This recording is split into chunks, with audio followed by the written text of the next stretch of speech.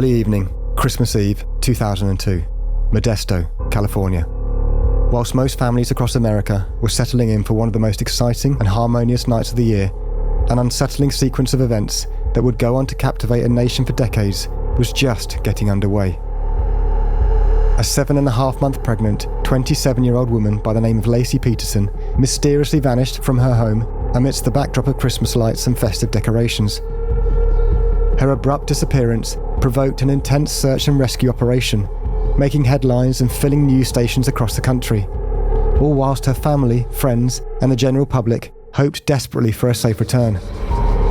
As a new year arrived, with Lacy still missing, the spotlight quickly turned to her husband, Scott, whose actions and behaviours were raising increasingly troubled questions, and, as the investigation unfolded, the suspicions of an entire nation that once bubbled under the surface would reach a boiling point. I think everybody sitting at home wants the answer to the same question. Did you murder your wife? No, I did not. And I had absolutely nothing to do with her disappearance. And use the word murder, and yeah, I mean, that is a possibility.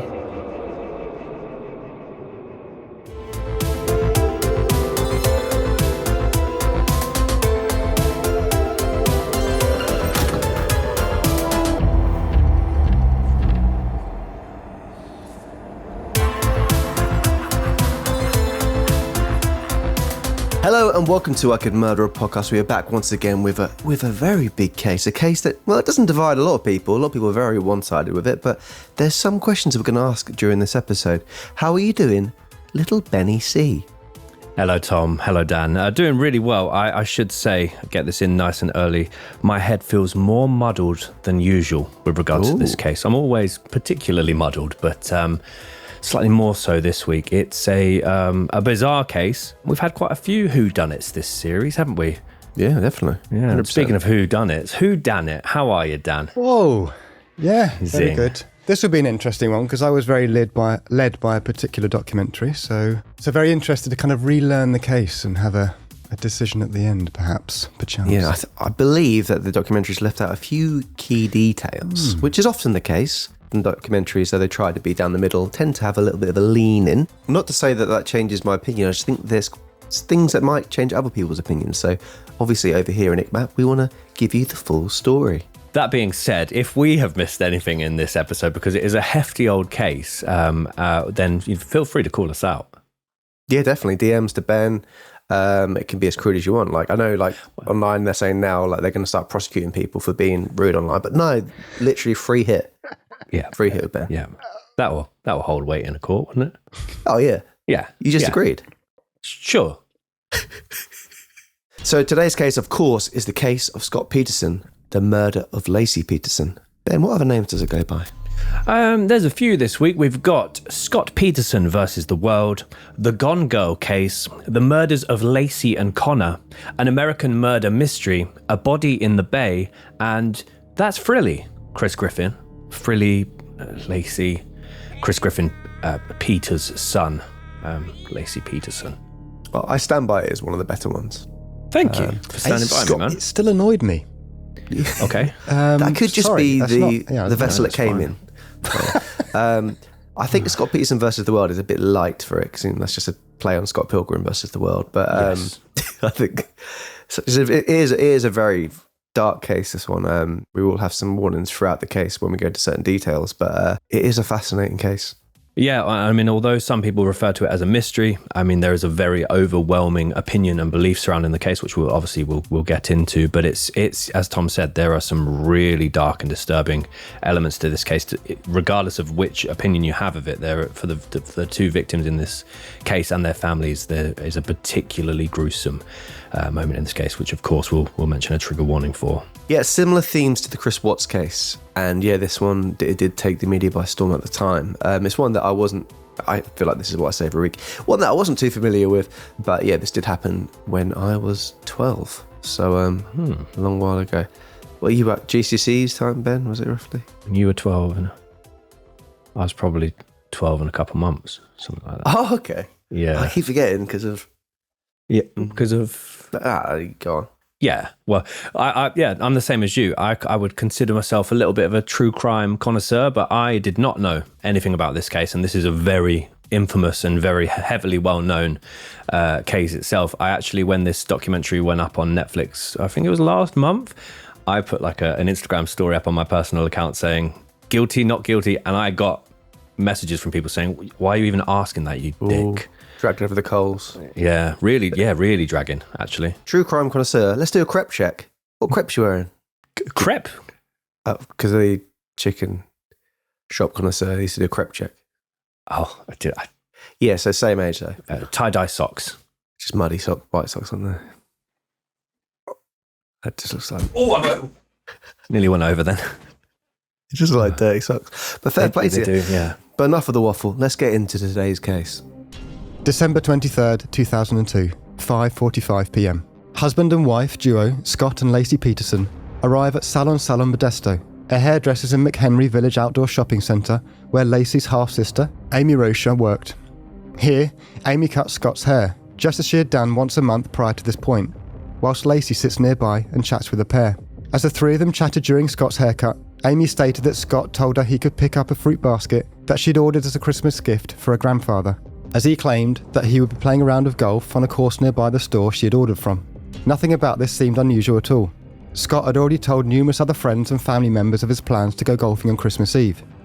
Depending on what you believe, it was almost as if he needed them to know where he would be, and when he would be there. 3 hours later, Lacy receives a phone call from her mother, Sharon. The pair talk through their days, Lacy's pregnancy, and also discuss their plans for the upcoming Christmas period once again. Nothing about this seemed at all unusual. However, sadly, Amy's interactions with Lacy at the salon that evening would mark the last day Lacy was seen alive by anyone other than her husband. And Sharon's phone call with her daughter that night would mark the last time Lacy spoken to anyone other than her husband. What specifically occurred from approximately 9 p.m. on the 23rd of December 2002 onwards has remained somewhat of a mystery, and one that would ultimately result in Lacy's and her unborn son Connor's untimely death. She was not witnessed leaving the Peterson family home. There was no signs of a break-in to the Peterson family home, and it seemed as though the only person in the world with any idea of where Lacy was, or what had happened to her, was her 30-year-old husband and the father of unborn child, Scott Peterson. So what we're going to do is go into the backgrounds of Lacy and Scott. We'll explore Lacy's background before then exploring how the pair came to meet, and then we'll move on to a timeline of the events surrounding Lacy's disappearance. Laci Denise Peterson was born Lacy Denise Rocha on the 4th of May 1975 in the city of Escalon, California. Escalon means stepping stone in Spanish, and therefore coined the city's motto, a stepping stone to the Central Valley. Brilliant. Lacy, sorry? I said brilliant. Oh, thank you so much. I liked it. I don't think you made it, Ben, but well done to them. Well done to them, and also a shout out to me for sharing that information. Lacy was the youngest of two children born to high school sweethearts and co-owners of a dairy farm, Sharon and Dennis Rocha. I think maybe Denise, Lacy's middle name might have been a little nod to her father's name, Dennis. And Lacy had an older brother, 4 years her senior, named Brent. As a youngster, Lacy was described as a happy, social, ambitious and outgoing young girl, and she had absolutely no problem making new friends. She very much enjoyed working on her parents' dairy farm even as a child, which gave her an appreciation for her family, hard work, animals and the outdoors. As well as this, she also had a passion for helping her mother do the gardening and spending time with her grandparents. All in all, Lacy had a very happy and tight-knit childhood, surrounded by people that loved her. Sharon, Lacy's mother, described the arrival of her daughter as follows. The very first time I saw Lacy, she looked like my grandmother. She was always smiling and laughing. I would go to get her out of her crib every morning, and she always had this beautiful big grin on her face. She was a good baby. She was outgoing. Why was the baby going out? She was not bashful at all. I don't know where she got that attribute from. We called her Jabberjaw because her jaw was always jabbering. No, we called her Jabberjaw because her jaw was always going. It's kind of close to Jar Jar, isn't it, Jabberjaw? Probably close to Jabba the Hutt. But Fantastic! But I wanted to ask you guys before we go any further. Either of you ever milked a cow before? Never. Never. No, neither have I. All right, let's move on. Oh. I assume one of you might have done. I don't know why. I've cleared out, it's not really similar at all, but it's the only thing that comes to mind. I've cleared out a pigeon's coop with my granddad. Did you milk a pigeon? I didn't milk a pigeon. I did collect their eggs once. He had fake eggs as well. I don't remember what the fake eggs did, but he put fake eggs in their nests in the coop, and then they would lay more eggs. Unless I'm misremembering that. Ooh. Loads of pigeon shit. I had to clean up. I wouldn't mind milking a cow just to feel how the teat feels, you know? Sure. Because I just imagine it's not how you expect it to feel. Yes. Like a kitchen glove filled with sort of a slightly thick water. But perhaps that's how you would expect it to feel. I expect milk to feel like milk, but I think and the kitchen glove, I think it would be probably more meaty, wouldn't he? But probably, yeah. Just meaty, if you want to try at home, if you've not got a farm at your doorstep. And also, if you're going to do it, ask the farmer's permission first. We can't stress that enough. Yeah, all about consent. Yeah. He's learning, guys. He's learning. All right. When Lacy and her brother Brent were still relatively young, their parents made the decision to divorce. Though the separation itself was particularly difficult for the young family, everybody still remained on fairly good terms. Lacy and Brent moved with their mother to the city of Modesto, California, which is around 13 miles or half an hour away from Escalon, whilst Dennis remained on the family dairy farm. The children would still visit him and spend time on the ranch during weekends. Not long after the divorce, Lacy's mother Sharon met and developed a relationship with a man named Ron Gransky, who would become a stepfather to Lacy when the pair later got married. So just quickly, the reason of the eggs, Ben, if you want to know a bit more about what the purpose for it, Yes. train the bird where to lay the egg, and also just how to look after it, and also if they had a habit of pecking their own eggs and basically attacking their own eggs, it would help deter them from that behaviour. Oh, smart granddad. Yeah, nothing sinister about it. Yeah, that's good. But he told me he used to slap him occasionally. Such a little face. Not on the arse. Okay. At school, Lacy performed exceptionally well. She had an interest in science and art and also quickly became a member of the junior high and high school cheerleading teams. She was described as being the glue that held the family together during the divorce, despite only being an infant at the time, while she was described as having an infectious smile and friendly disposition as she grew older. She graduated from Thomas Downey High School before going on to study and major in ornamental horticulture at California Polytechnic State University. Did you boys know what ornamental horticulture was? Because I didn't. Gardening stuff? I thought it was about science, art, and business technology of growing, marketing plants. Ornamental purposes is what I thought. But Spot on, Tom. Oh, perfect. Yeah.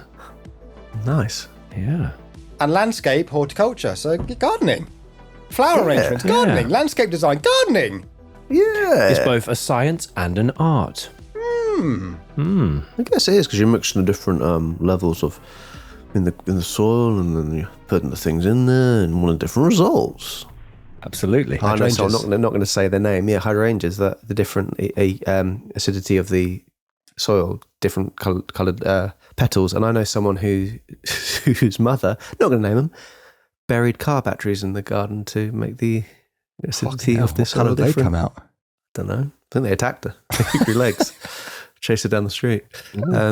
So yeah, it's wild. There's better ways of doing it. Definitely. It's a big year, hydrangeas this year, I feel, Dan. Our bushes are big, boy. Big and blue, boy. Big and blue bushes. I guess this is growing up. After graduating, Lacy continued to work for her parents' dairy farm, whilst also contemplating starting up a horticultural business of her own. As well as this, she trained up as a teacher and would often work locally as a substitute. And it was actually whilst at California Polytechnic. They've abbreviated that, Dan, to that. It's not me. It's not a Ben abbreviation, but it's known as Cal Poly. Okay, then. I've got him. Watch this. And it was actually whilst at Cal Poly. Does anybody know what that is? So university. Okay. Oh. Some people call it that. People that maybe aren't doing so well at the university. Or people that have a cold. Cal Pol. Yeah, we got it. That Lacy would date a small number of men before she ultimately met an individual that she believed was the love of her life. Scott Lee Peterson was born on the 24th of October 1972 in the city of San Diego, California. I feel like we've all been there. Have we? No. I think I might have driven through. I would love to. It felt like a place that you guys both, in my mind, had definitely been. I've done a lot of California, but San Diego, I don't know if we stopped there. How close is the Grand Canyon to San Diego? Quite far. then nowhere near, basically. How close is Santa Barbara or Yosemite? How close is Los Angeles? Yosemite's far. Los Angeles is nearer. You're getting there. You are getting there. Getting closer. Phoenix, Arizona? Again, quite far. It's like near Nevada and the Grand Canyon. But, beautiful part of the world. Scott was the only child born to Lee Arthur and Jackie Helen Peterson, though he would have 6 half-siblings from both his mother and father's previous relationships. Both of Scott's parents were business owners. His father, Lee, owned a crate packaging company, whilst his mother, Jackie, owned a boutique called The Put On, and that was down on a little coastal town in San Diego. From a very early age, as was the case with Lacy, Scott's parents worked hard to instill a positive work ethic, a thirst for success, and a strong moral compass on their child. As a youngster, Scott was predominantly raised with his older half-brother, John. The pair shared a small bedroom in the family's 2-bedroom apartment, which was located in the affluent seaside neighborhood of La Jolla, San Diego. And whilst Lacy's hometown was considered a stepping stone to the Central Valley, Scott's hometown's motto was San Diego's Jewel by the Sea. In comparison, from an early age all the way to adulthood, Scott was far more introverted, shy, and awkward when compared to Lacy. Susan, Scott's half-sister, described him as follows. Scott was the baby of the family. He's a rule follower. He was just a really easy kid. He had a lot of friends. He did very well academically. Scott's family placed a particularly high value on education and career success, and he grew up with a sense of ambition that would shape much of his early life. From a young age, it became clear that Scott excelled in schools and sports, particularly golf. He showed immense talent on the golf course, which he first took to at the age of 7, and dreamed of one day pursuing a professional golfing career. During the 1990s, there seemed to be an influx in the sport, and professional golfers were making between 5 and 7 times as much as they were back in the 1980s. Wowza. That's a lot more, yeah. It's an influx. It's an influx, definitely. That's probably why Scott wanted to do it, right, Ben? Getting that kind of money for doing something you love, wow. 100%. Wow. Can't be all bad. Both of Scott's parents were supportive of this ambition, and Scott spent a great deal of time honing his skills, often playing alongside his father, who shared his love for the game, with Scott actually beating his father for the first time at the age of 14, which became a regular feat from that point onwards. His talent was so clear that whilst at high school, he briefly became teammates with the future golf legend, Phil Mickelson. Ooh. Yeah, That's definitely. big. That is big, isn't it? And Phil would go on to earn about 5 or 8 times more than the average golfer. 5 or 8? Yeah. Jesus. There's an influx. More than 5 or 7. Yeah, exactly. Big money. Yeah, big money. That's why how Happy Gilmore did it, didn't he? He's coming back. Yeah, that's an Adam Sandler film. By the end of his time at high school, Scott was considered one of the top junior golfers in all of San Diego, and therefore enrolled on a partial golf scholarship at Arizona State University. In 1990, whilst at university, Scott encountered his first real-life challenge. He noticed that the players also at this university, including Phil Mickelson and other unnamed future pro golfers, were extremely talented. He would regularly call his father back home in San Diego to tell him that he was struggling, that he felt disheartened by other players' abilities, and that he was slowly falling out of love with the sport due to the fact he didn't believe he could reach the elite levels. At around the same time, another future pro golfer by the name of Chris Couch, the son of a man named Chip Couch. Are we going to talk about Chip at all, or is it just a... I just thought Chip by name and then calling his... Oh, of course. Making his son play golf. Chipping it in. Yeah. Sorry about that, Ben. I didn't say that. Chip by name. And it's just the putt. So Chris Couch was visiting Arizona State University as part of a recruitment trip. Once there, he was taken out for several drinks by Scott. When Chris's father, Chip, found out about these drinks, he called the golf coach at Arizona State to furiously complain about this, and as a result, Scott was removed from the team. Scott, who was absolutely devastated by this series of events, briefly transferred to Cuesta College before ultimately settling at California Polytechnic State University.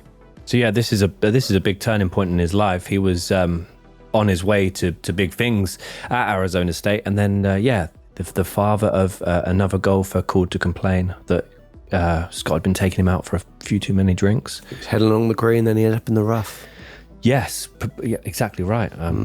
Chip Couch, the man behind it all. Chip Ouch. Whilst at the university, Scott initially planned to study international business. However, he soon changed his course to agricultural business. He made golf his passion instead of his mission, and focused entirely on his studies. He made a small circle of friends but generally kept himself to himself. His peers described him as likeable, bright, charming, easygoing, emotionally distant, and somewhat reserved. He eventually majored in agricultural business, where his professor, Jim Ahern, described him as the following. He was polite, studious, and always engaged in his learning. The model student. I wouldn't mind having a class full of Scott Petersons. One project that Scott excelled in was writing a 29-page paper titled Attributes That Consumers Desire in Fresh Cut Salad. That sounds like a good paper to read, but 29 pages. the problem is, having a class full of Scott Petersons, you would say that someone's copying someone, and then everyone would fail because no one would adapt to it. They go, this is my work. They're all the same. So It's true. that'd be bad for the university. But yes, 29 pages on fresh cut salad. I mean, I like salad, but not that Getting much. into it lately. Oh, Nice good stuff. dressing. Well done. Needs a nice dressing. Thank you. Needs Even a lots bit of of dressing. salt and pepper is brilliant. Just try that. Yeah. Well, just pepper. All right. To generate an income whilst he studied, Scott started working as a waiter at a restaurant called Pacific Cafe, which was located in the seaside city of Morro Bay, California. This was a restaurant that Lacy visited regularly with her friends. Apparently, as soon as Lacy saw Scott for the first time whilst he was serving her coffee, she knew that Scott was the one for her. She told her mother that she had just met the man she was going to marry, and eventually, in mid-1994, when she was 19 and Scott was 22, she worked up the courage to write down her number on a piece of paper, hand it to a mutual friend, who in turn delivered the number to Scott. Scott promptly put it in the bin, believing it to be some kind of prank. Despite Scott being considered a very handsome young man, he had confidence and self-belief issues that made him feel as though someone as beautiful, successful and confident as Lacy would never choose him. But choose him, she had. Right, Yoda. Sound like Yoda. Yeah. Yeah, well, when he wrote it, literally like that. Like Yoda. Choose him, you had. She had, fuck. Fuck. Once Scott realised that it was in fact not a prank, the pair immediately began dating. The pair's first date was a deep-sea fishing trip, which is quite a first date, isn't it? Extravagant. Making a splash. Which, as the New York Post put it, was an eerie foreshadow of Lacy's watery end. Scott arrived with a dozen white roses for Lacy, and he was impressed by her tenacity and how comfortable she was at sea. Have you ever been impressed by someone's tenacity, Dan? Can't say that I have. Yeah, I've never noticed on someone going, that tenacity is fucking lit. Yeah. Ben? It's not a word that would spring to mind. Yeah. Resilient, maybe? Tenacious. D. Not anymore, mate. Done. Yeah. Are they back together? No, done. Tenacious done. Tenacious done. The tenacious finished, yeah, after that joke about Trump. No, I think they're back together. Are they? I thought they went on a little, like, indefinite I think it was a bit of a PR hiatus. stunt. Ooh, conspiracy theory, Dan. He Tinfoil hats loves on. a conspiracy, ladies and He gents. does. Until she became seasick. So he was impressed with her at first, and she's like, oh, she's really handling the waves. And then she was sick, and he's like, oh. That's so tenacious. Just takes one of the white roses and pops in the sea. Whilst at the same time, Lacy was immediately smitten with Scott's caring nature, willingness to woo her, as well as his charm and ambition. They dated for 2 years and moved into a one-bedroom apartment with one another after each of them had earned their majors. After Scott graduated, he took on a series of odd jobs predominantly in sales and marketing, and whilst this allowed him and Lacy to live relatively comfortably, none of them gave him any sense of satisfaction or accomplishment. He always desired more. At around this time, Scott was often described as having a well-polished exterior, as well as the appearance of success. There's some odd phrases that people are using for people in this. I really like tenacity. He actually has a really well-polished exterior. Those that knew him well claimed that deep down he was an incredibly unhappy person who was never truly satisfied with his accomplishments in life thus far, either personally or professionally. Through his work in sales, he is also seen as someone who could be manipulative, brash, and self-serving at times. Self-serving is not a good trait for a waiter. Traits of which would come under intense scrutiny later in life. Lacy, meanwhile, was described as someone who was incredibly popular and thriving in life, having a large group of friends and a promising career ahead of her. One of Lacy's close friends, Heather Adams, described the dynamic of the relationship. When Lacy first met Scott, she was very excited. She was very giddy. I do remember that.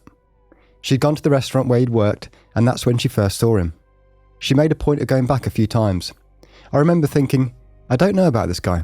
When Scott first meets someone, he has to be very showy. Flowers all the time, dinners, taking her places. Very early in the relationship, he took her to Mexico.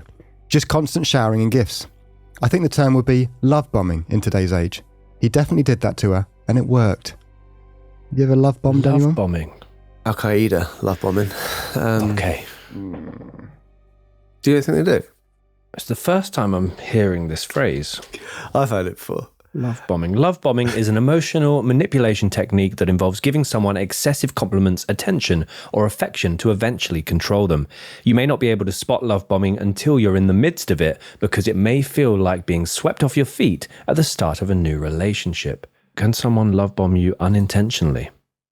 Apparently it can happen intentionally or unintentionally. It's an accidental little love bomb.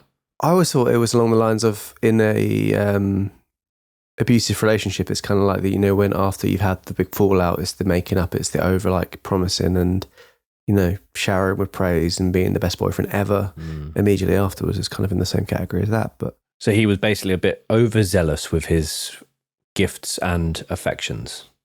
Yeah, it's a constant example of his love, and with I guess with physical, like, yeah, with gifts, material things, and just like constantly wooing, which I guess with that, you're putting yourself on the pedestal of that's what you're always going to be like, and then if things change, it can be quite a big difference. For sure. On August 9th of 1997, 3 years after meeting, the pair got married at Sycamore Mineral Springs Resort, which was not too far away from Avia Beach. Everything seemed to be ideal, a picture-perfect couple, two extremely motivated individuals that came from relatively privileged backgrounds, two very supportive, loving, happy and proud families behind them. But beneath the surface, it is argued, Scott always maintained an element of dissatisfaction with his life, to the point that his perceived lack of achieving his ambitions was making him miserable. The following year, in 1998, newlyweds Scott and Lacy, together with the support of their parents, opened a sports or no-frills burger bar in San Luis Obispo, not far from the university they both had attended, and they named it The Shack. So Scott handled the day-to-day business aspects of what became a very popular eating spot for students in the area, whilst Lacy worked on designing and decorating the interior. There were big metal buckets of peanuts on each table and signs on each wall that were made out of driftwood. Sound like a bit of a man cave sort of vibe. I think it's for anyone. It doesn't have to be men specifically. A very inclusive man cave. Shack. Scott and Lacy, together with friends and family members, also helped initially with the preparing and serving of food, but Scott didn't want to continue doing that for too much longer. So yeah, the impression I get is he obviously came from a very driven and successful family, and they definitely instilled that to him at a very early age. Obviously the golf thing didn't quite work out, but he was still playing at a high level, just not professional. It feels like now he's maybe seeing certain things in his life as beneath him, or that he's settled when he could, in his view, get more or do more. I think the driftwood, Ben, is quite a metaphor for Scott's life at this point. Just drifting around, not quite comfortable where he is, and just seeing where he lands, essentially. Fantastic. Yeah. Rotting. Yeah, rotting from the inside out. And the big metal buckets of peanuts on each table, explain that. That's probably just what he saw his future could have been if he was a golfer. Because they'd own 5 or 7 times more than golfers previously, and they could fill that up full of peanuts if they had that money. Yeah. But they're not making peanuts anymore, essentially. They've been making... There we go. Yeah. There we go. Brilliant. Ladies and gents, thank you. Life for the Petersons changed drastically in 2001, with Scott, now 29, and Lacy, now 26, deciding that they were ready to start a family. As a result, they sold the shack and moved into a $177,000 3-bedroom, 2-bathroom bungalow in an upscale neighborhood called Covina Avenue, and this was over in Lacy's hometown of Modesto, California. When here, Scott took up employment as a fertilizer salesman for TradeCorp USA, which I think was basically initially a European company that came over and basically took over the US here. A bit like Oasis back in the day, when they had a good go, didn't they?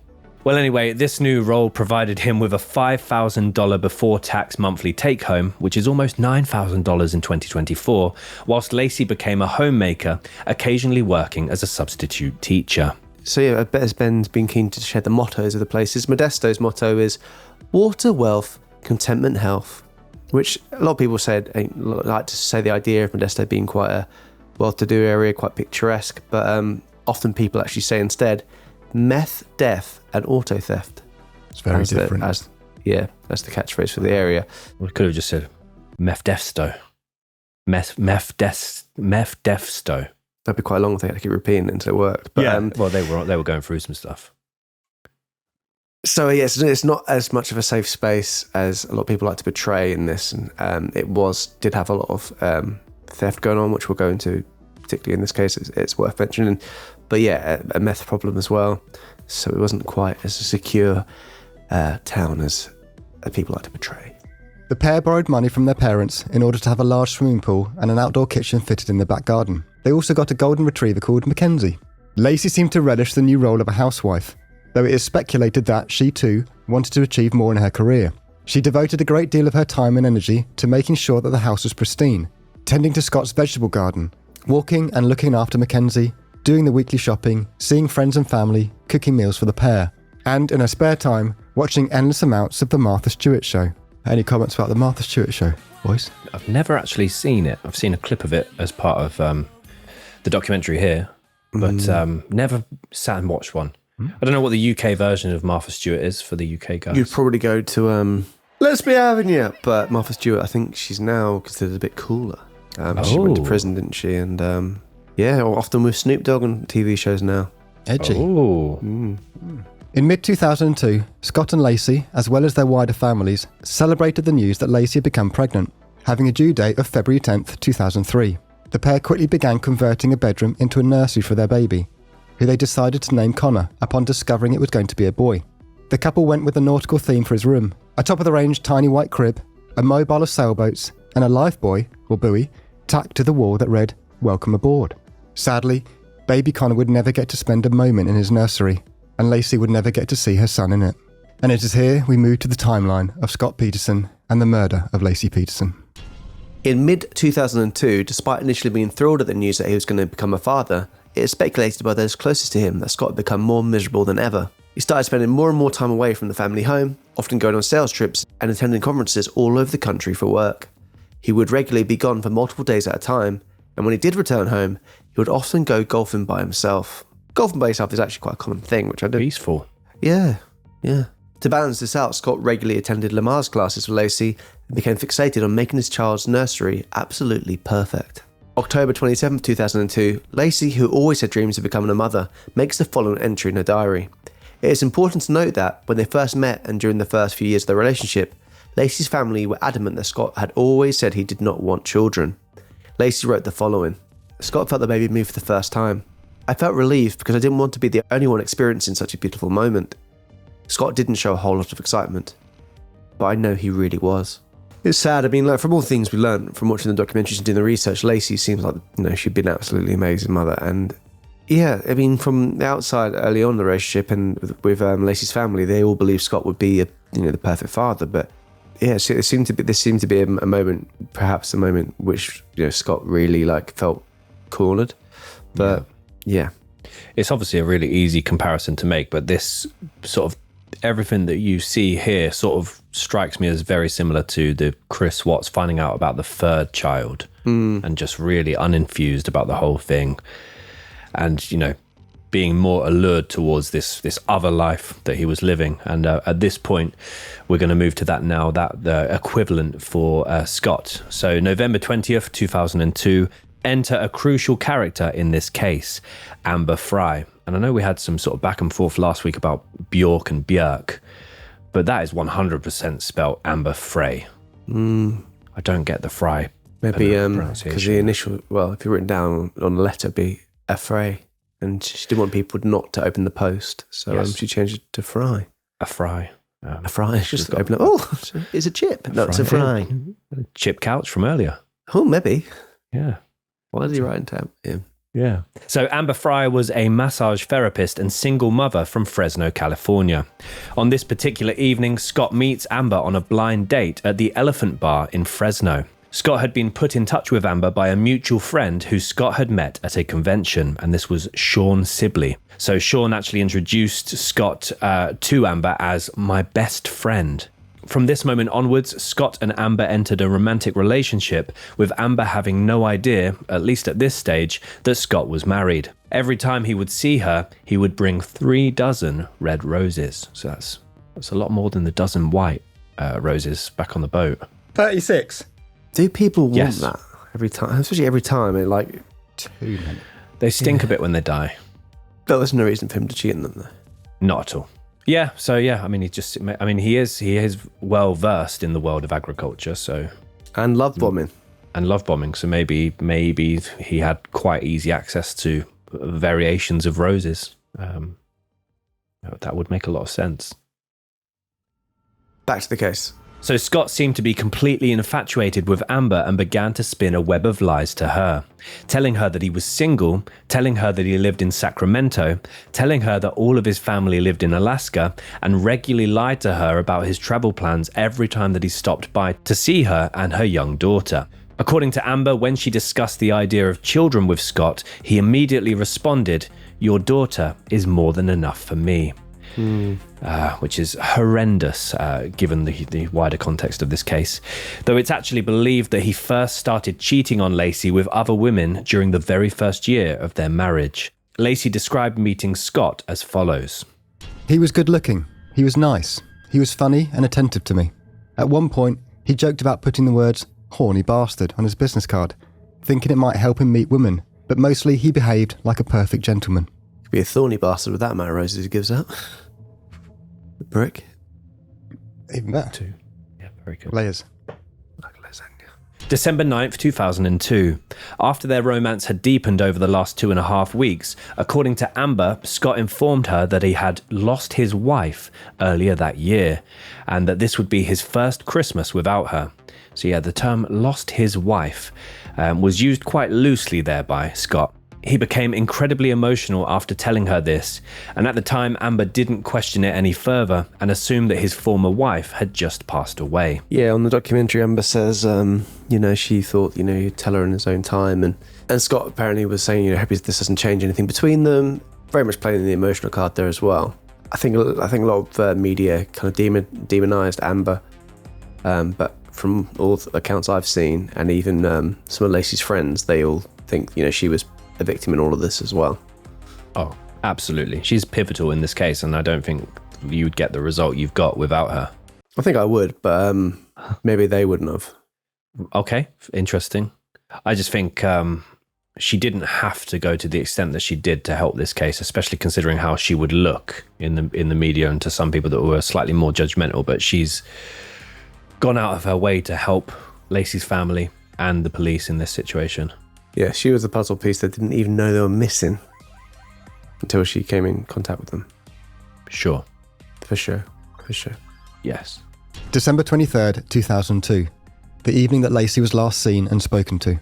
At the start of the episode, we described Scott and Lacy going to a salon for Scott to get a haircut at around 5:45 p.m. And then Lacy had a phone call with her mother at around 11:30 p.m. If Scott's theory of events is to be believed, then the pair picked up a pizza, watched a movie, and went to bed together. They then woke up at different times the next morning, having separate plans for Christmas Eve. He claims Lacy woke up at 7 a.m. and started prepping for baking gingerbread for Christmas, whilst also watching the Martha Stewart show. Her later plans for the day included some last-minute grocery shopping and walking their dog, before attending a Christmas Eve dinner at their mother's house, together with Scott. Meanwhile, as we mentioned at the start of the episode, Scott had told everybody that he was going golfing on Christmas Eve. It turns out he actually went fishing. It's been said that he changed his plans because it was too cold. That's what he says. He was going to do golf, but it was too cold, and he changed his mind and went fishing. Here's the thing. For me, surely it would be more cold out on the lake than going round a golf course covered in woods. I'm going to put it out there. I don't think any of us are golf guys. You don't know that. Okay, are you? No. Played as a kid a little bit. Yeah, I can play. Top golf. Oh, it would be great for us three. That's not really playing golf, but yeah, I mean, we should play together. It'd be lovely, but that's not what I'm saying. But here's what I'm putting out there. If it's cold and a bit shitty surfaces, like maybe that affects the roll of the ball, and it's not really worth playing. It's like it's not the right conditions. Yeah, the right conditions for a game of golf. Yeah, I mean, it's Christmas, the day before Christmas Eve, right? Or no, this is discussing Christmas Eve. Sorry, so. I always just immediately assumed it would be like kind of the weather over here, but it's in California. It's probably a lot warmer in December than here. I assumed as well, because it's not the same thing as going out and fishing on a lake or fishing at sea, but fish here at that time of year do not feed at all. They go to the bottom and sort of just preserve their energy. I feel at least pond fish do, which again is not the same as it feels like your sea fish in California. Analogy of pigeons and cows earlier. I don't know if I sort of tied the two together, but you shouldn't do that. I'm just saying, I would find it far more windy and bleak sitting in a boat out on the ocean rather than walking around a golf course. But if you go fishing, you can wear big old layers. Where if you golf, you can on golf. You can't. You don't wear a puffer jacket when you're playing golf. No, but you can wear your nice like waterproof jacket. It doesn't affect your swing. You know, you can put like coveralls on your legs. The one? Coveralls. Sure, that's a word. I just think straight away, if the weather's shitty, I'll stay in. Watch Marvel's. The smell of gingerbread being baked in the background. Christmas Eve. Put the Muppets on. Brilliant. But I just always goes back to the fucking Muppets for you, doesn't it? It's the best Christmas film ever. But I just think, honestly, this is the thing that's. First of all, I did the stupid. I don't think fish feed at that time of year, which I think they definitely will in California out on the lake or the ocean. But the windy, weathery conditions, I would feel would be much worse out on a boat on a lake than going around a golf course. And I'm gonna put myself on that hill and die on it. I hear what you're saying, Ben, completely. But what if the golf course is up on a hill and the lake is surrounded by trees? Yeah. Low ground, sea level. It wasn't.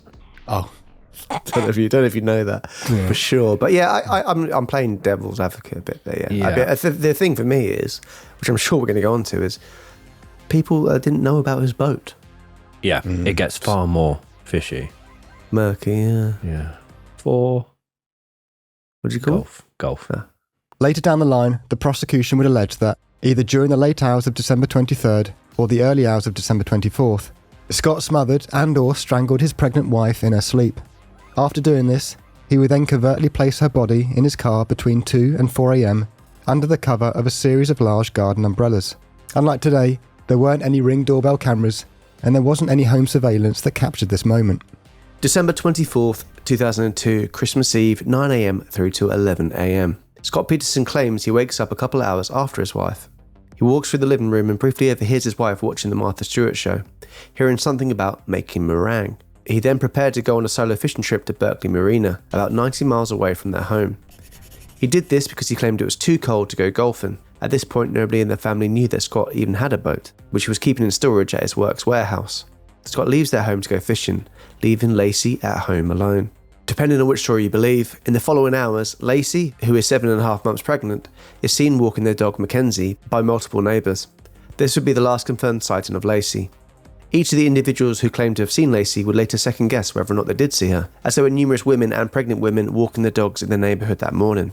So Vivian Mitchell, who lived 9 blocks away from the Petersons, said she saw Lacy through her kitchen window at about 10:15 a.m. 2 other people said they saw Lacy walking a dog around 9:45 a.m. until 10:20 a.m. Some have argued that these were sympathy sightings, only recorded weeks after the disappearance. So yeah, I just wanted to kind of go into this a little bit more because from the research I've done, there's other sightings that have been said and speculated about which weren't really used as evidence within the court case. Some of the sightings were a female hospital employee described seeing 2 men yelling at a pregnant woman walking a dog. A retired reserve officer who reported seeing a pregnant woman being shoved in the back of a van less than half a mile from Scott and Lacy's house. A woman said that she saw Lacy 1 block from her home between 10 and 10:30 a.m, which follows up with I think it was Vivian there. Though the Modesto police would actually not thoroughly investigate these sightings, they actually only followed up with 3 of the 12 witnesses, all by phone call. Like we just said, the sympathy sightings, like we know in other cases, people, it's not a case they're trying to mislead the police, they're trying to be helpful and they're trying to remember things, maybe they remember things incorrectly. But yeah, I mean, these timelines and these different times that they're spotted, basically the lawyers will later not use this in court because a lot of them contradicted each one another, which would then make it not evidence that could stand up. But it is curious to hear the fact that there were so many sightings. Yeah, and we're going to get on to a couple of other weird coincidences that kind of point towards an element of innocence in this for Scott. And one thing I would say at this point as well, just from what you've mentioned, Tom, is if I'm Scott in this situation and let's say he was innocent, you would be so much more, and I know everyone reacts in different ways and we'll talk about this when we get there, but you'd be so much more animated if it wasn't you and it was one of these people. You'd be angry, you'd be furious, you'd be trying your best to help find these people and help find your wife and unborn child, you know, and get them home as soon as possible, safe and well. You just don't get that, which I know is obviously people react differently, but and I know that's a lot of the reasons why people just feel behavior alone is evidence of guilt, but it's not. But that point there that you've just mentioned, all these different, some people shouting at a pregnant woman being put in the back of a van, that's significant information. I'm very surprised it wasn't. One thing I had heard from another podcast I was doing research for this was there was apparently a lot of pregnant kidnappings around the time, but I looked into it a bit more and it seems to be a bit of a false narrative. Essentially, the ones cited were not in connection to this case at all. They weren't even close in terms of location, and the police basically ruled that out as there being any connection whatsoever. There was a lady apparently on the same day of this happening who was shutting up shop and essentially had people outside being threatening towards her and shouting at her, and she was pregnant, heavily pregnant at the time, and she called the police, and luckily the men would leave, but she thought that essentially she hadn't done that, she would be in the situation Lacy ended up and Lacy would still be alive. So it's interesting to hear the other opinions on this. 11 a.m. to 2 p.m. Meanwhile, various witness reports seen Scott at Berkeley Marina. He retrieved his boat from his work warehouse and replied to a few work emails whilst doing so. So there's evidence clearly there that he was at that location at that time. He was doing some work.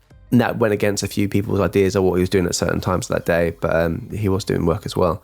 He later claims he launched his boat, fished for about 90 minutes a mile off the coast near Brooks Island, before giving up because it was raining and cold, and then returning home. I've just done a very quick Google image search of Brooks Island, California, and that looks like it would be very windy and wet and horrible. That's why he went home, because it's raining and cold. Well, no, yeah, but before even... He said as well, he's like, but imagine playing golf and it'd be even colder and worse. It's getting me rattled now. Oh. I think you don't play golf in the rain. I think people go fishing. Some people do. Do they? Do people actively go, it's raining outside, let's go play golf? No, but if it starts raining while they're there... Yeah, but that's not what it was saying. It was saying it wasn't the right weather, was it? But I think his thing was more, cold, chilly... I don't know if the rain was really a factor in the decision. I don't think this is the divisive bit in the case that we should be arguing about. It's just annoying me. Sorry, it's just annoying me. A parking stub from Scott that he later provided to police shows him arriving at Berkeley Marina at 12:54 p.m. on December 24th and paying a $5 boat launch fee. He would also provide a dated receipt for Big Fly Sporting Goods, where it's evidence he purchased 3 fishing lures, a fishing license, and some other tackle, spending $65.85 in total.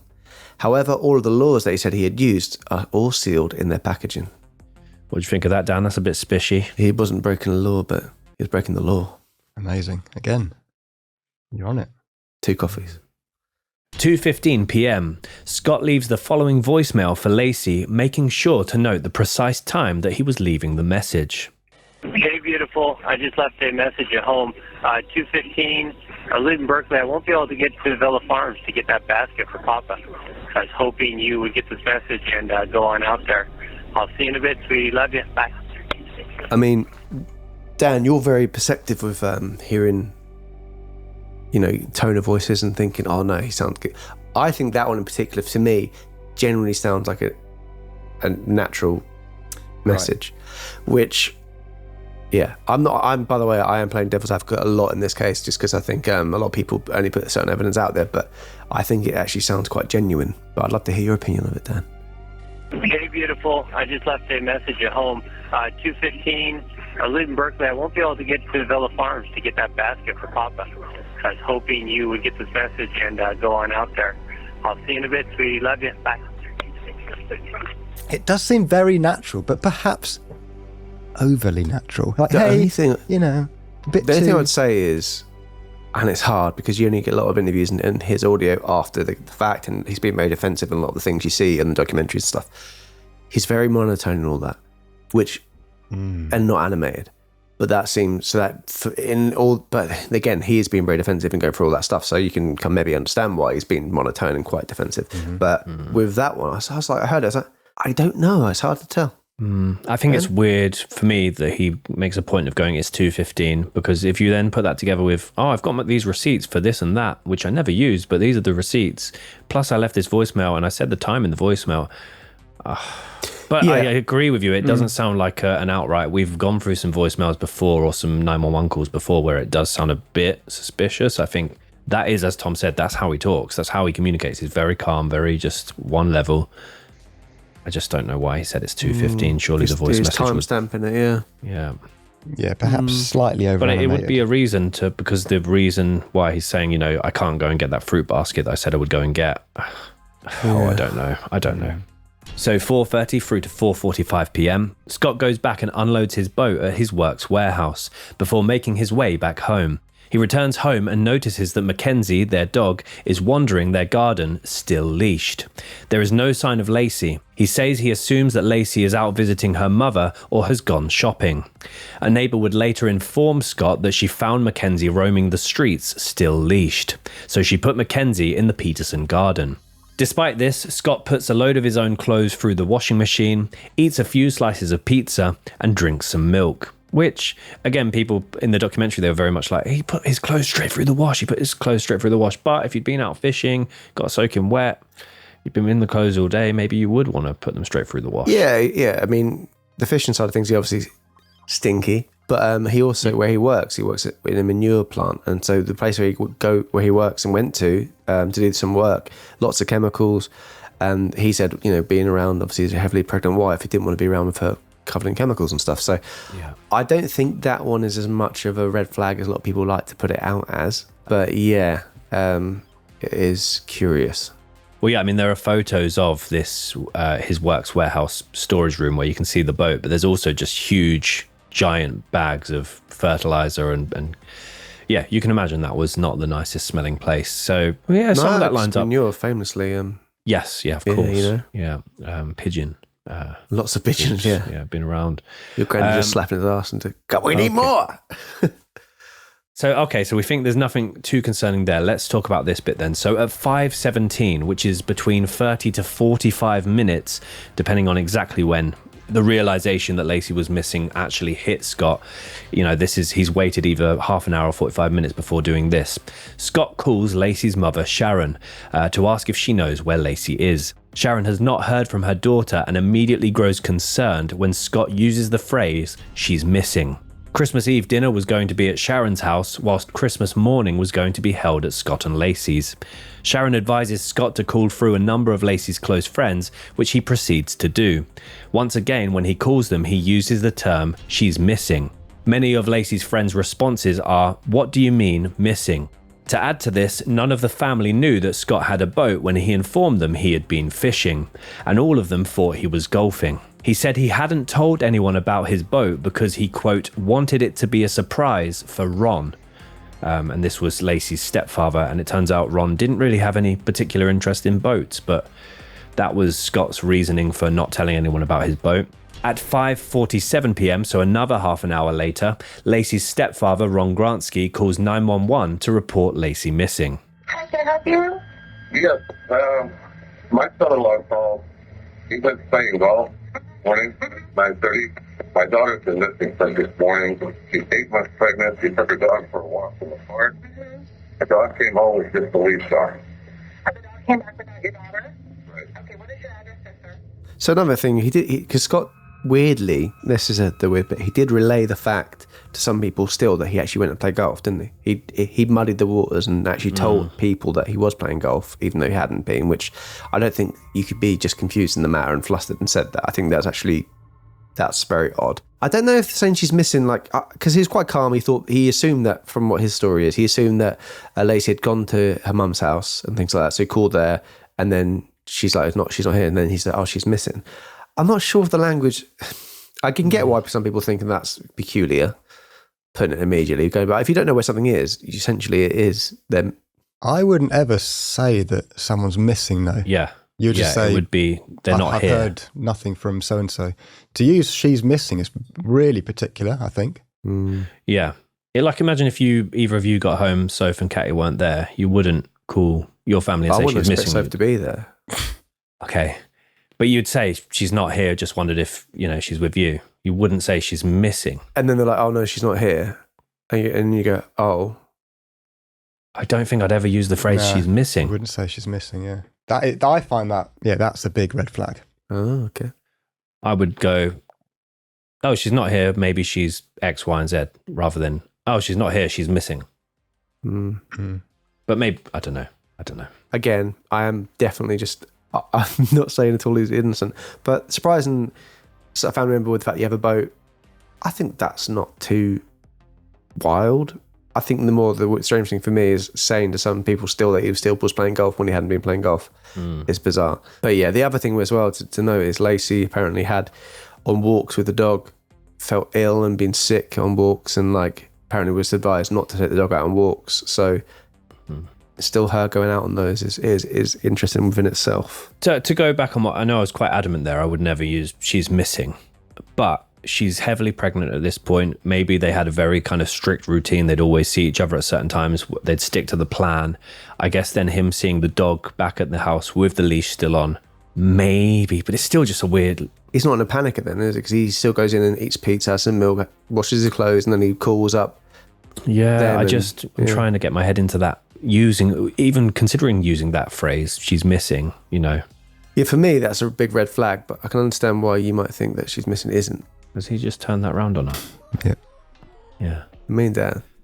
Okay, he switched sides. Left me here. Okay, fair enough. This week we're sponsored by Gaslighting.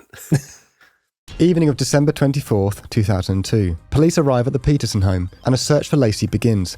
Investigators note that there are no immediate signs of a struggle or forced entry and that the house is in pristine condition. Scott tells investigators that Lacy had planned to take their dog for a walk that morning and then go shopping, but that she never returned. The area where Lacy was believed to be walking the dogs was called Dry Creek Park. This area was known for having lots of homeless people. It was steep, slippery and muddy. There were some small wooded portions in it. There was a small creek running through it, and, as we've mentioned multiple times, Lacy was heavily pregnant. Lacy had told family members in recent weeks that she had felt sick after walking the dogs a few times whilst pregnant. Early hours of Christmas morning. Scott Peterson is interviewed by police for the first time.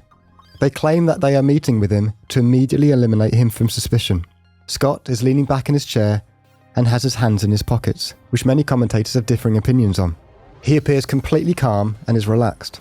Some people suggest this is a defensive and cautious stance, whilst others suggest he had nothing to hide. When asked, Scott said he's certainly willing to do a polygraph the next morning. However, he has a phone call with his father, who advises against the polygraph, so Scott refuses. How about the gun? How long has that been in your car? Probably a month. To Long Pine to shoot pheasants, took it with me.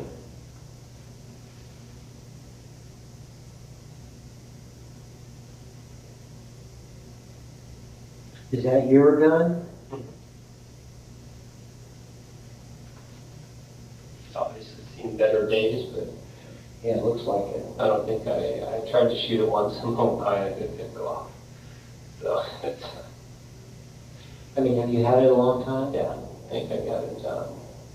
Well, it may be registered to me or maybe registered to my father, actually, because I think I may have gotten that before I was 18. I mean, Scott likes to twist the truth. I don't know if we ever have actual clear evidence of his dad saying not to do it. The detective that's in the documentary, it was very interesting hearing him talk about Scott when he first met him. He said, like, within 2 minutes, he's using his first name and being very relaxed with him. Whereas usually it's like detective or... Both of them said he seemed quite charming and nice, but he's just... Something wasn't quite adding up with how he was acting. Yeah, I mean, in the interrogation as well, they get him. It's like 1 a.m. Christmas morning when he's there. So Lacy at this point has been missing maybe 12 or so hours. He doesn't seem like he's under any kind of pressure whatsoever, or even appearing to be, nervous by that situation. He's very much like, trying to help. Doesn't look fidgety. He answers all the questions. He just wants to continue looking for, his wife and unborn child. And it's, that's the first interrogation. I didn't see anything that was too concerning there, but there obviously are people that know a lot more about body language, intonation, and choice of words that might suggest otherwise. December 26th, 2002. Lacy's family and friends organised a search for her. More than 900 volunteers hand out flyers and local news stations begin covering the story. It immediately captures the attention of the entire nation. Police launch a full-scale investigation focusing on both the marina, where Scott had gone fishing, and the areas surrounding Modesto. Scott's family immediately headed over from San Diego to join the search. Whilst handing out missing person flyers, Lacy's friend Heather Adams commented that Scott was regularly laughing and joking. And she also would go on to say that it was quite welcome at the stage because everyone was feeling so tense, but it was odd that it was coming from him. Like, it broke up the kind of tension and, a bit of light relief because everyone was so exhausted from the kind of stress and worry or everything. But yeah, it's kind of a bit odd that it's coming from the husband and soon to be father. Scott is taken in for questioning by police for a second time, where he refuses to sign a consent form to let the police search the Peterson residence without a lawyer being present. He asked the detectives, "Where's the trust?" Police already had a warrant, so they searched the house regardless and found nothing. So the police were actually just trying to be respectful and see if he would do the right thing, essentially, but they already came there armed with a warrant. They then searched Scott's works warehouse, where they found alarming evidence. They found one long strand of dark hair caught in a pair of pliers that were left in his boat. They also found evidence to suggest that Scott's made multiple homemade anchors, when he told them he only had made one. So yeah, that's a curious thing. I never even considered that being the thing, people making homemade anchors. But yeah, essentially cement in a bucket kind of shape, and then attached to rope. On top of this, no rope is in the boat with the lone anchor, which suggests that the rope and the other anchors had been used and discarded in some way. That same evening, it was revealed that Medina family, who lived opposite to the Petersons, had also been burgled whilst they were away for Christmas. They had been burgled between 10:30 a.m. December 24th and 4:30 p.m. December 26th, a time frame in which Lacy also disappeared. Yeah, that time frame there in the burglary is a huge kind of weighing point in terms of the prosecution in this case, because it even's been speculated that it happened on the 27th. So we'll show some images here of the area of the warehouse where the cement was prepared, and the police were able to see clearly on the floor that there were obviously like 5 buckets of where the cement was. Scott would say that he actually went on to use the concrete to repair some of his driveway, and apparently people did go look, and it was evident that he had done that.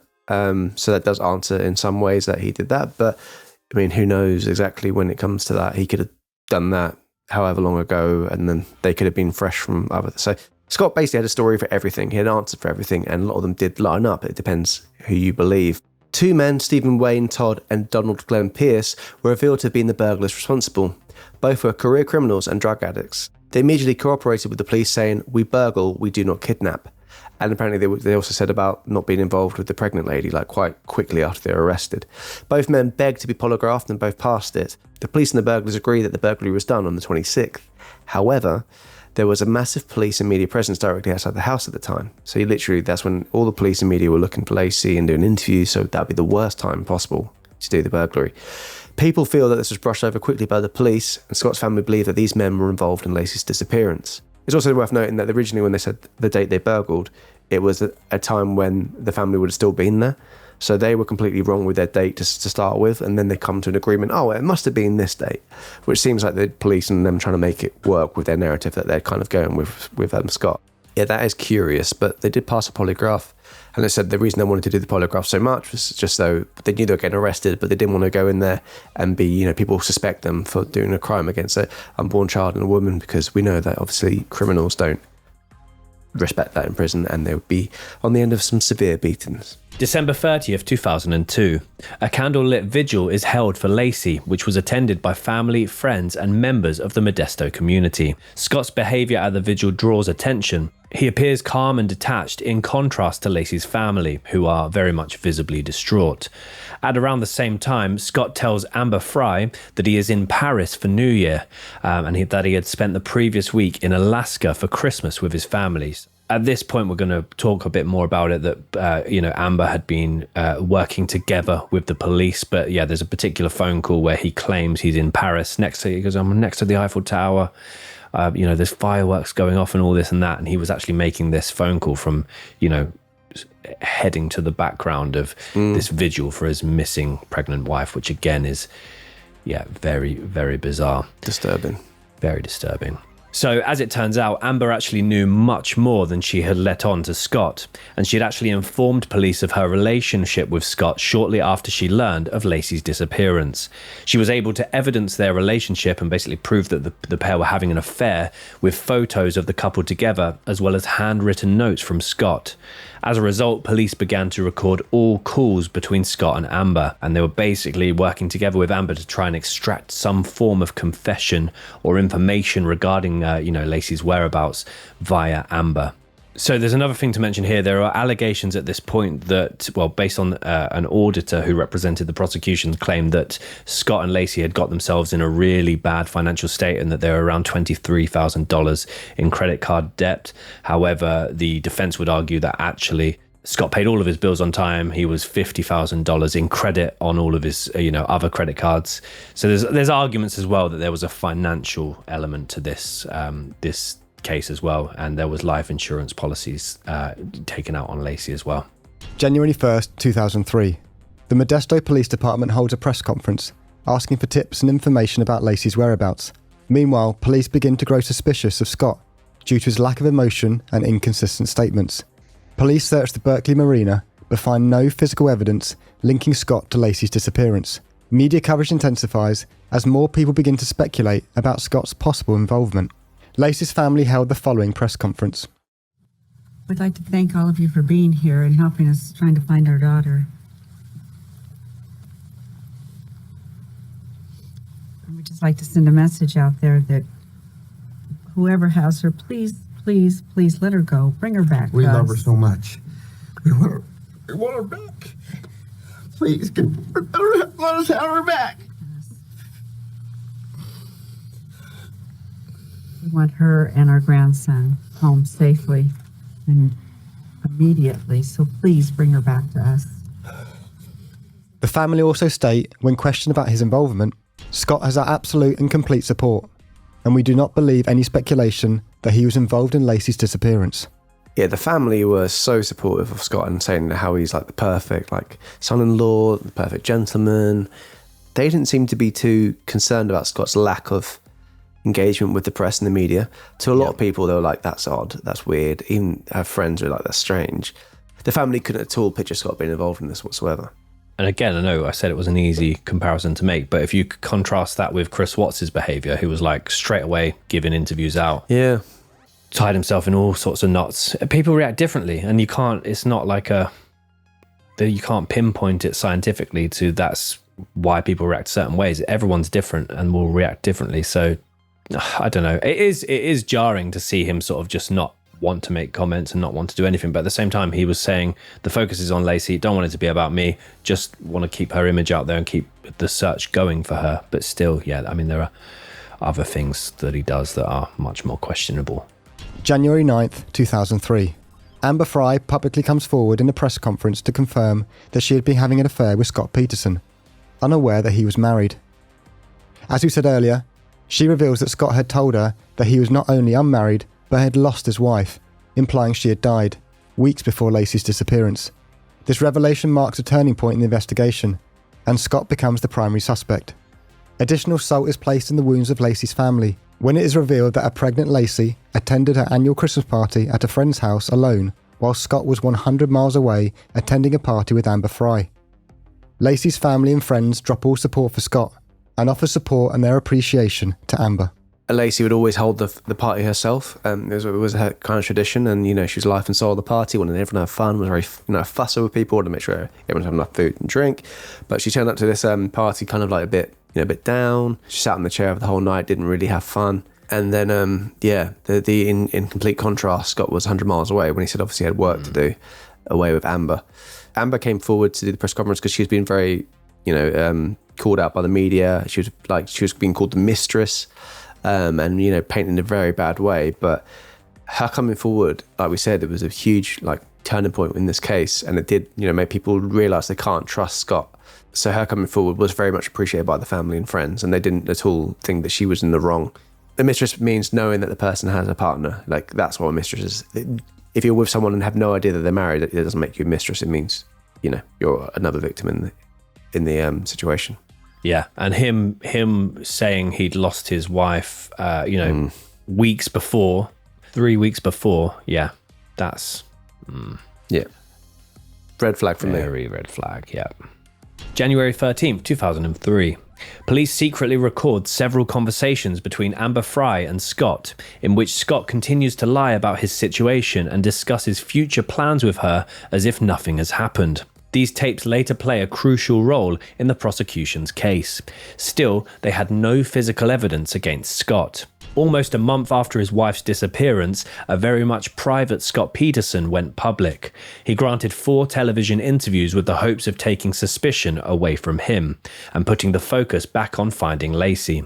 He appears on an exclusive Good Morning America interview with ABC News' Diana Sawyer. But as you know, increasingly, in the public, suspicion has turned on you. Yes, definitely. Did you ever hit her? Did you ever injure her? No. My God, no.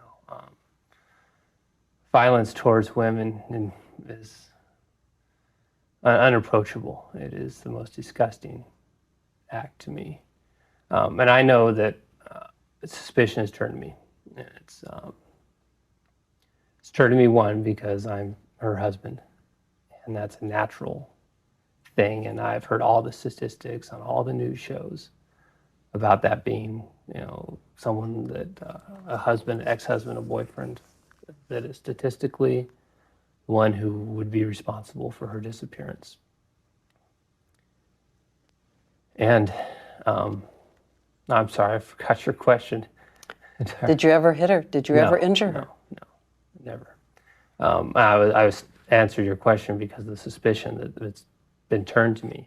And Scott's behaviour here, again, while the journalists were questioned in terms of how he was acting, get them all to take the shoes off, being a bit awkward with it all. Yeah, his the Diane Sawyer one in particular, he's smiling a lot when talking about murder, and doesn't he use past tense as well? Past tense, yeah. It's a bizarre interview. February 5th, 2003. It is evidence that Scott had sold Lacy's car and had made efforts to sell the couple's house. The second search of the house by police revealed that Scott had also basically used what would have been Connor's nursery as a storage room. This was despite telling the press that he wouldn't touch the room, quote, until there was a little guy in it. The prosecution would later argue that this was not a man with an emotional attachment to the house or the nursery or his wife or their baby. The garage that purchased Lacy's car actually ended up selling it back to her family for $1 when they learned of what had happened. First of all, about the car. People are probably going to wonder how we found out about the car. We've driven by his house and we've seen a new truck there. And Lacy's car's not there. So that's how we first found out about the car. And then, we thought until we found out differently that we'd go ahead and purchase the car. And the car was in Scott's name, but thanks to Mr. Roberts, it's in the family's hands now. And we're going to keep it until Lacy comes home. Yeah, I mean, he really did kind of play on that phrase, like, I'm not going to go in that room and not going to touch the room until they're back. Like he that's when he actually seemed a bit emotional in the interviews when he was talking about that. But yeah, then you look at it, the images of there, it's just literally just full of cushions. Cluttered. Yeah. So just a quick trigger warning, this next section, we're going to discuss the discovery of the body of an infant. February 10th, 2003. Scott Peterson hires celebrity defense attorney Mark Geragos. Meanwhile, public scrutiny of Scott continues to grow and media coverage intensifies as the investigation remains ongoing. We move to April 13th, 2003. A couple walking their dog along the shoreline of the San Francisco Bay discover the decomposed body of a male fetus laying on the rocks in the Richmond area. This was about 2 miles from the Berkeley Marina where Scott had gone fishing. The following day, a woman's body was found nearby, missing several limbs, internal organs, and was also severely decomposed. Due to the advanced state of decomposition, the bodies are not immediately identified. That body was found wearing maternity clothes, wasn't it? So it's like that was a big indicator that they feel that they found Lacy. April 18th, 2003, DNA testing confirms that the remains are those of Laci Peterson and her unborn son, Connor. The cause of death is determined to be homicide, although the exact method remains unclear due to the condition of the remains. Lacy's head and parts of her arms and legs were missing, and plastic twine was wrapped around the neck and the shoulder of her child. According to the full autopsy, Lacy had 2 cracked ribs and her uterus and cervix were intact. There are also partial remnants of duct tape found on Lacy. It was argued that her body just fell apart from being in salt water and the weights hanging on her limbs, whilst the twine could have wrapped around Connor post-mortem in the water. It was believed that Lacy was killed and placed in the water whilst still pregnant with Connor, and it was over time that the body basically would give birth to Connor after passing. It's, horrific. 3 days later, Scott Peterson is arrested near La Jolla Golf Course. At the time of his arrest, he was carrying $15,000 in cash in his car, as well as 4 cell phones, survival and camping equipment, an axe, a scuba mask, 12 Viagra tablets, and his brother's ID. He has also drastically changed his appearance, dyeing his hair blonde and growing a beard, which raises suspicion that he is planning to flee the country. 3 days later, Scott is formally charged with 2 counts of murder, first degree for Lacy and second degree for Connor. Prosecutors decided to seek the death penalty, basing this on the heinous nature of the crime. Scott pleads not guilty to the charges. Pre-trial hearings are marked by heavy media coverage and public outrage, especially after the contents of Scott's recorded phone calls with Amber Fry are made public. So just a few things on this. Apparently, he had been going to San Diego, that area, regularly during the whole search for Lacy anyway, because his family are based around there. He changed his appearance because he didn't want to be recognised going shopping a lot, he said, like just being stalked in the street, which I can kind of understand to an extent. But apparently he had already seen the police numerous times whilst having his hair dyed. It's not a case that he changed his identity in one go without seeing the police to then evade the capture. At the time of the arrest, he was being followed by the police, but he thought they were actually journalists, and he said he wasn't going to play golf because he thought the journalists were there, and he didn't want a picture of him playing golf to go, out in the media. And the reason why the police know this because they actually had bugged his phone at this time. And there's a phone call where he calls his brother and says, "I can't play golf because the journalists are following me." Yeah, that bit where his brother's just like, "Oh man, oh man." And then the $15,000 in cash. Apparently, he lent his mum some money. She withdrew the money and gave it to him. And there's bank records to show that those 2 transactions have actually happened. I can't give you any reason about the scuba diving mask and the Viagra tablets, unless you like the idea of tugging in the sea. But yeah, other than that, I can't really explain it. But they're the reasons for those particular parts, apparently. Yeah, I think, the documentary does a very good job of making it seem like all of those things at once are a big revelation. But you can explain part of that. I think now that you've actually mentioned the change of appearance so he didn't get recognised. When I heard that, because I listened to the podcast before I watched the documentary, I thought, he's still going to notice, but he looks completely different. Mm-hmm. Yeah, he genuinely does look completely different. And I was like, oh, Jesus. June 1st, 2004. Scott Peterson's trial begins in Redwood City, California. The prosecution presents its case, highlighting Scott's affair, his lies to both the police and Lacy's family, and the suspicious circumstances of Lacy's disappearance.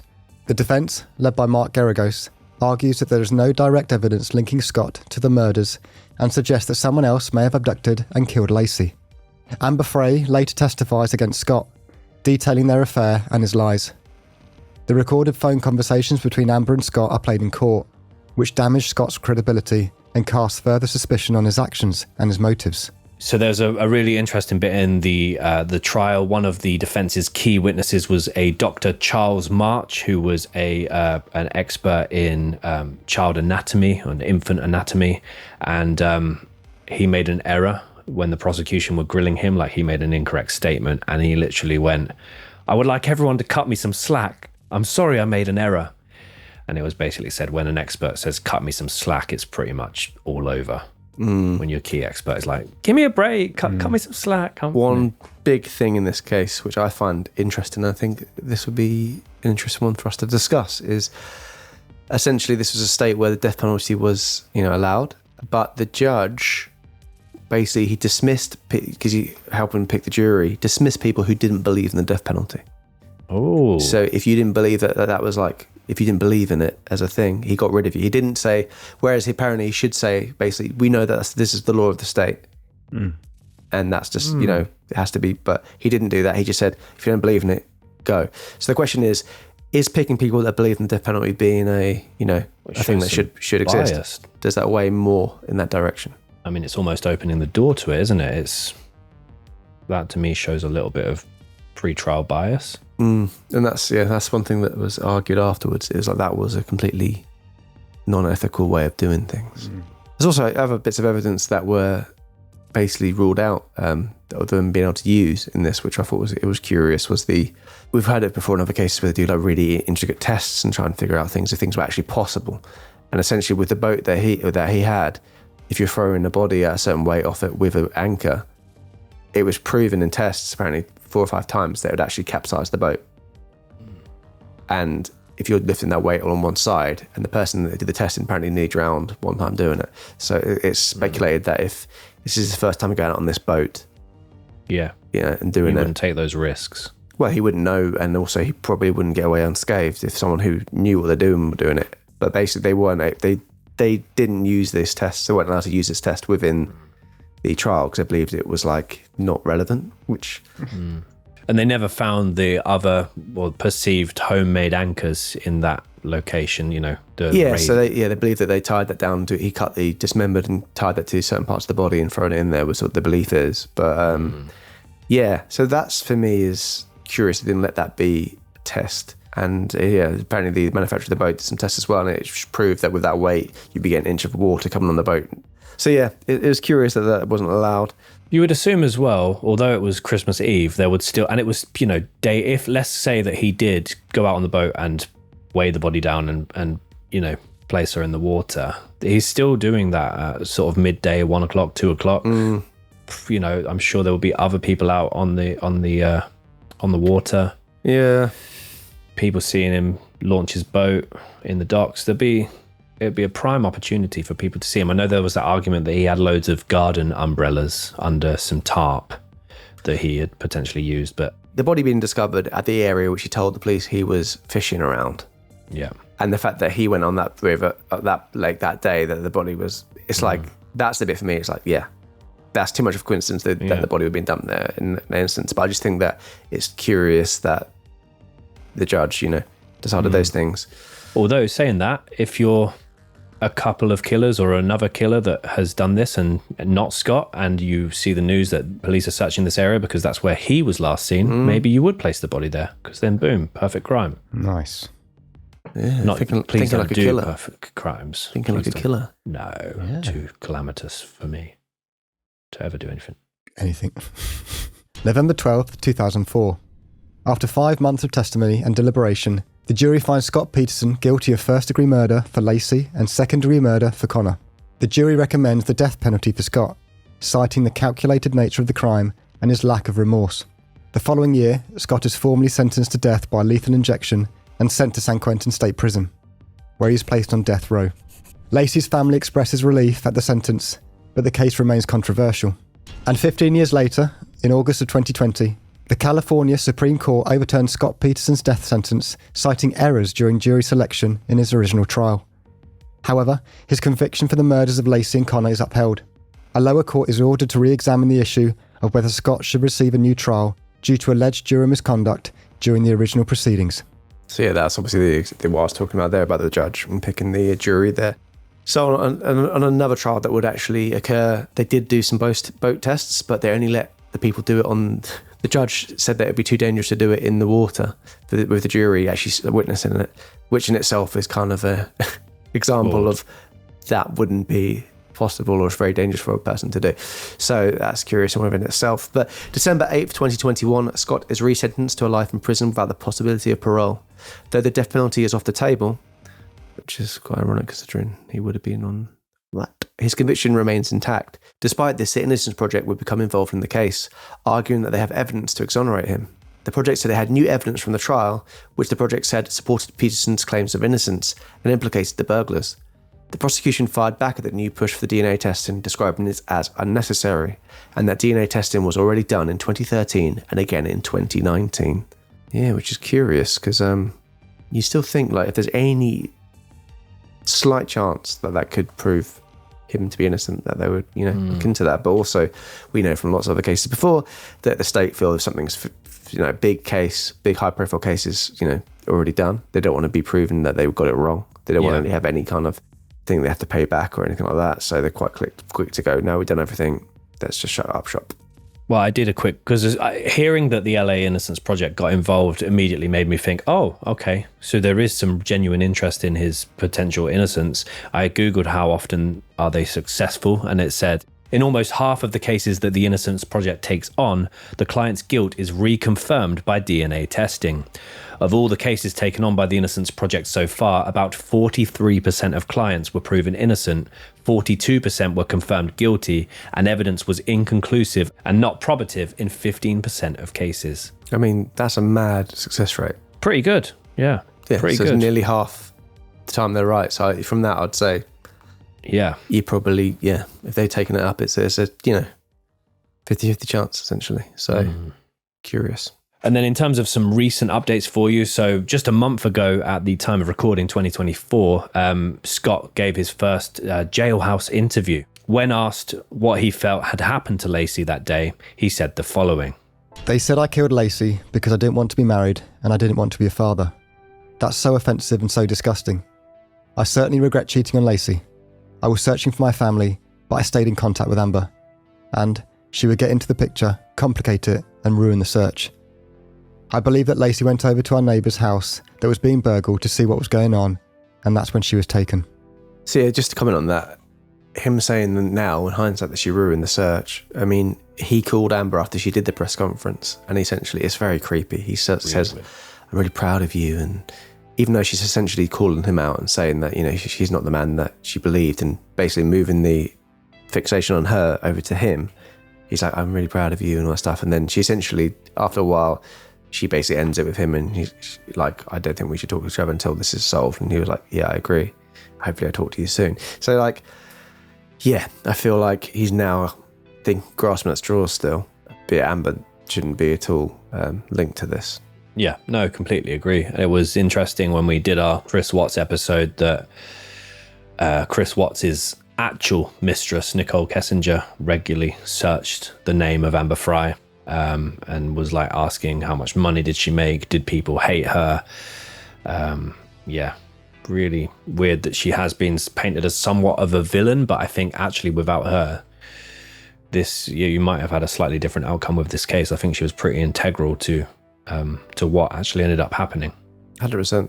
So that is the case of Scott Peterson, the murder of Laci Peterson. As we said, it's a very in-depth case, a lot of twists and turns. I don't think it splits opinion that much, but we each wanted to paint a bit of a fuller picture, which sometimes some of the details are left out, which makes it a little bit more curious. And I mean, the Innocence Project are getting involved.